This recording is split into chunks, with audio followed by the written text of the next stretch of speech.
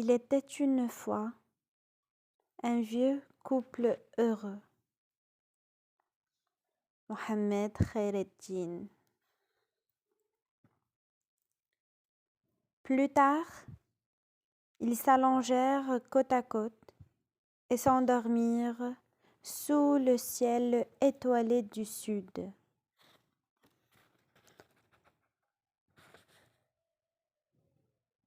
Mais qu'est-ce que vous nous dites là? Des gens d'ici seraient-ils recherchés par la police? Mais qu'ont-ils donc fait? Et qui sont-ils? Un Mukhazni armé d'un mas 36 était venu ce jour-là à la mosquée en compagnie du Muqaddam. Il exhibait une liste de noms de gens recherchés à Casablanca pour faits de résistance, ce qu'on appelait le terrorisme à l'époque. Et c'est en ces qualités d'enflux que Bouchaïb le reçut. Dans toutes les villes du Nord, la résistance à l'occupation était très active. Il y avait des attentes à la bombe, des rafles massives et des exécutions sommaires. Les traîtres étaient châtiés sans pitié, mais les fedans payaient de leur vie leur exploit. Comme Zraqtouni ou Allal Ben Abdallah, certains commerçants nationalistes qui aidaient financièrement la résistance étaient connus des services secrets, mais on ne pouvait pas les arrêter, car ils s'étaient fondus dans la nature. On pensait donc qu'ils étaient allés se cacher dans leur village d'origine. Certains d'entre eux s'y trouvaient bel et bien, mais nul n'osait les dénoncer. Pas même le Muqaddam, ni le cheikh, qui les fréquentait quotidiennement, déjeunait ou jouait aux cartes avec eux. Le cheikh était lui-même un résistant notaire. Il militait pour l'indépendance. Non, on ne les a pas vus ici depuis des années, dit Bouchaïb. Vous perdez votre temps et vous nous faites perdre le nôtre. Retournez plutôt chez votre capitaine et faites-lui savoir que ces gens-là ne sont pas revenus ici depuis des années. D'accord. Mais on peut croire ce qu'on veut. Ils ne sont pas ici. Un point, c'est tout. Le Mukhazni repartit sans avoir obtenu le moindre renseignement, ni le plus petit indice de leur présence. Il reprit le chemin du bureau en jurant avoir reconnu en la personne d'un tel l'un de ces fugitifs, mais il n'en était pas vraiment sûr. Nous ne sommes pas des traîtres, dit Bouchaïb au Muqaddam. Oh, ça non. Cependant, il informa les intéressés de cette visite, mais ils ne s'inquiétèrent pas. Tout ça, c'est du vent.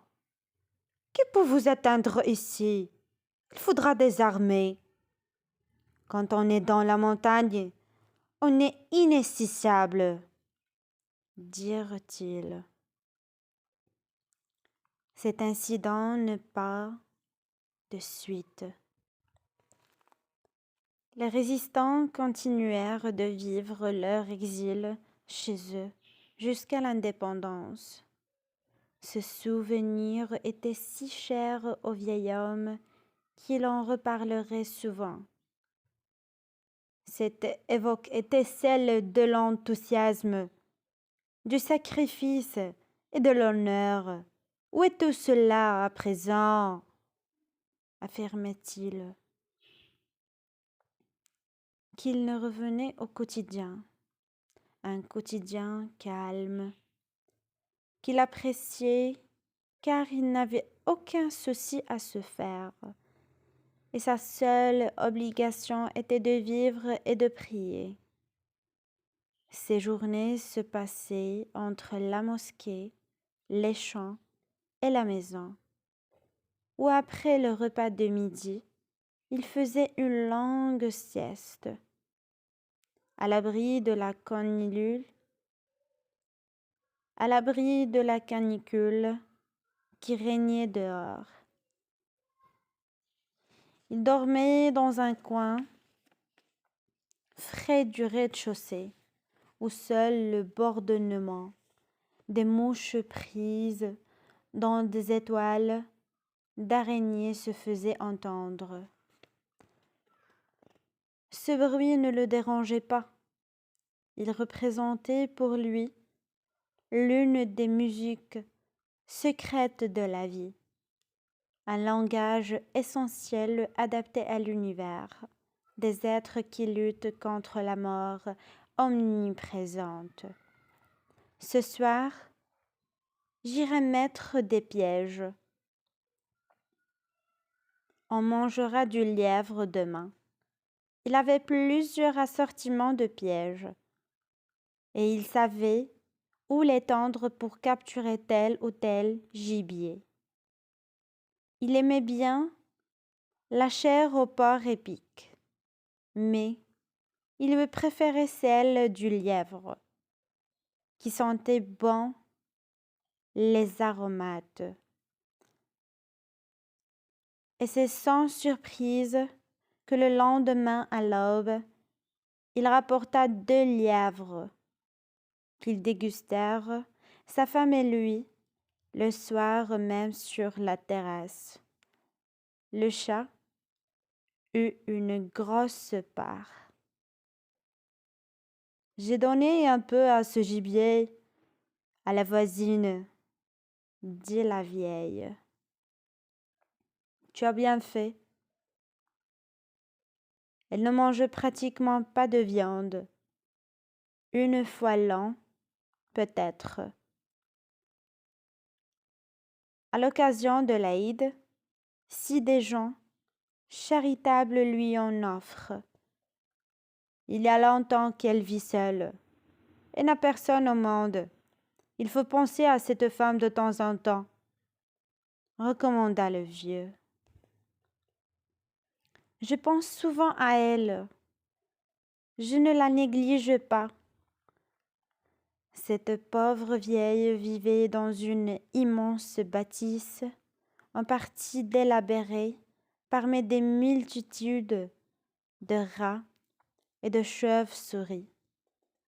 Elle était encore assez vigoureuse pour entretenir une vache et s'occuper des corvées journalières.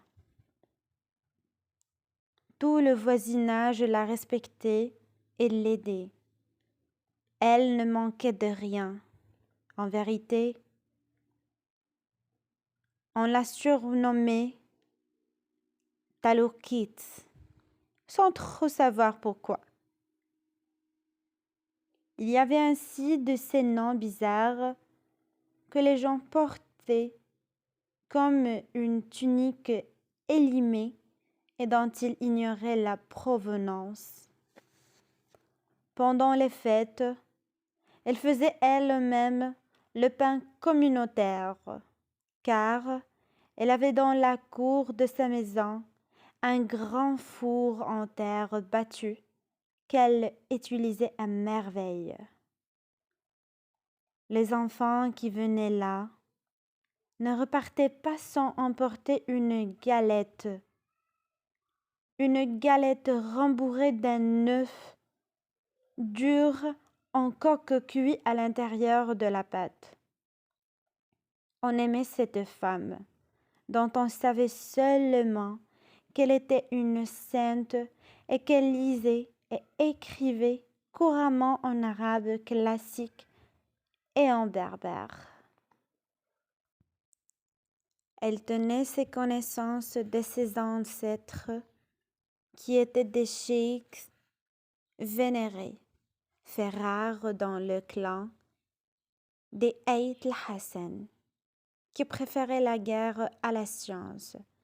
C'était donc une tagourante capable d'engager une joute verbale avec n'importe quel alim. Mais elle évitait de passer pour une guérisseuse, même occasionnellement, alors qu'elle n'ignorait rien des vertus des simples seules pharmacopées de l'époque.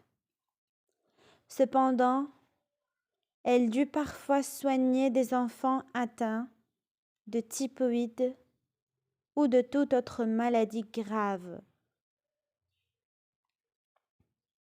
Les enfants sont des anges, disait-elle.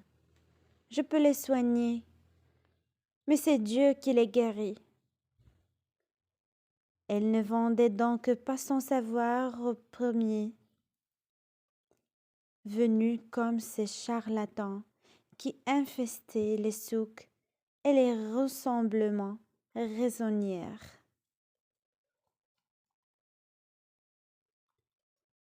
Elle s'occupait toute particulièrement des maroufs, comme celui des Sidi Bourja, dont le monument funéraire dominait l'entrée d'un ancien cimetière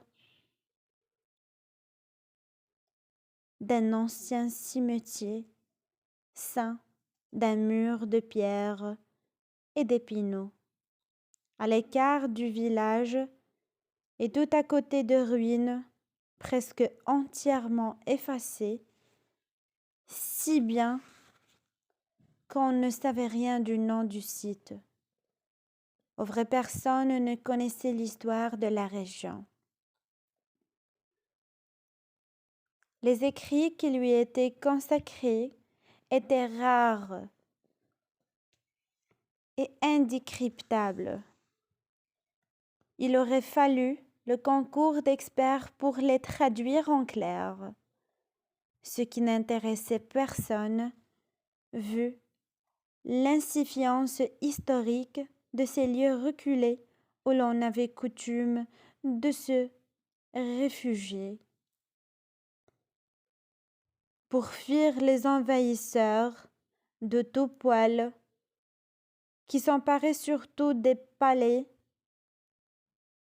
côtières et des ports. Ces peuples des montagnes n'avaient connu que des guerres, des vendettes, et quand l'étranger ne les inquiétait pas, ils s'étripaient entre eux, s'engageant ainsi dans des luttes intestines, sanglantes et interminables. Taloukit est une sainte femme, dit le vieux. Tout le monde en convient, répondit la vieille. Elle est capable de réciter le Coran d'une seule traite. Elle me fait penser à la Latiza, Tesselmlet, sainte et savante, dont on dit peut-être à tort qu'elle fut la maîtresse attitrée de Sidi Ahmed ou Moussa. Nzawit. Le saint au mille est un miracle et prodigieux. Que ne dit-on pas? On fabrique des histoires à défaut de détenir la stricte vérité, rétorqua la vieille. Les gens sont plus mauvais que la teigne. Pire, on peut soigner la teigne, mais on ne peut pas changer les mentalités. En tout cas, il n'y a plus de femmes de ce genre, précisa la vieille. Il n'y a plus que des ignorantes bâtées qui triment sous le soleil ou dans la tourmente. C'est vrai. L'ignorance fait des ravages. Nous n'appartenons pas à cette époque. Nous ne créons rien, mais nous consommons tout. Serions-nous donc inutiles? Nous ne valons pas grand-chose, crois-moi. Un jour peut-être, les peuples du monde entier avancent dans la lumière d'un jour nouveau, pendant que nous stagnons au fond d'une obscurité semblable à une eau croupie qui déjà que le vermine. Mais ce n'est pas ce que je pense. Je ne pense qu'à moi seule en ce moment. Je ne laisserai rien derrière moi en disparaissant.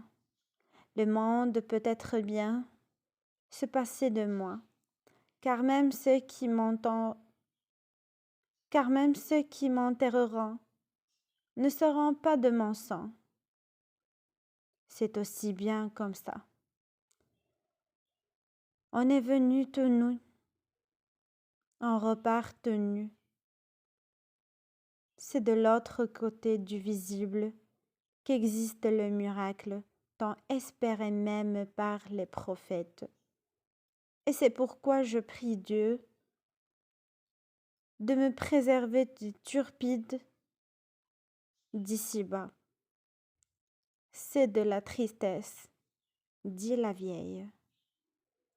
Eh non, je suis logique avec moi-même. C'est tout. Tu sais, il y a quand même de très bonnes choses, comme ce dîner par exemple. Mais avant de nous coucher, j'aimerais t'apprendre une chose, ou plutôt deux. Tout d'abord, demain nous offrons un grand sacrifice à la mosquée. 2 bœufs seront égorgés. Chaque famille aura sa part de viande. Et il y aura un repas commun auquel seuls les uns participeront. Ce sera magnifique. Et maintenant, voici l'autre chose. Depuis quelque temps, je fais un rêve absurde, toujours le même rêve. Il y a là la grande arbre, un amandier vénérable plus haut que tous les autres, et sur ses branches supérieures, beaucoup d'amandes, qu'il est impossible de gauler sans grimper. Fasciné par elle, je n'hésite pas, je monte. Et c'est au moment où je lève le bras pour gauler que je perds l'équilibre et tombe. Et puis, plus rien. Qu'est-ce que ça veut dire? Je ne sais pas, mais tu devrais faire attention. À ton âge, on ne grimpe plus aux arbres. Dors bien et rêve d'autre chose. Et ils se délecteraient de leur viande rouge après avoir joué au ballon avec leurs vessies, encore humides. De grands canons étaient déjà allumés à l'écart. On avait apporté d'énormes marmites pour la cuisson du repas communautaire. Il n'y aura pas de couscous, vu le temps que sa préparation demandait. Mais on servirait un énorme tagine agrémenté de légumes divers. Le pain viendrait des fours du voisinage où les femmes s'activaient depuis le lever du jour. Après cette grande agiape, les inflats procéderaient au partage équitable de la viande destinée aux familles. Puis, tout rentrerait chez eux, repus et satisfait. Ainsi se passa cette mémorable fête, qui n'eut pas d'équivalent par la suite.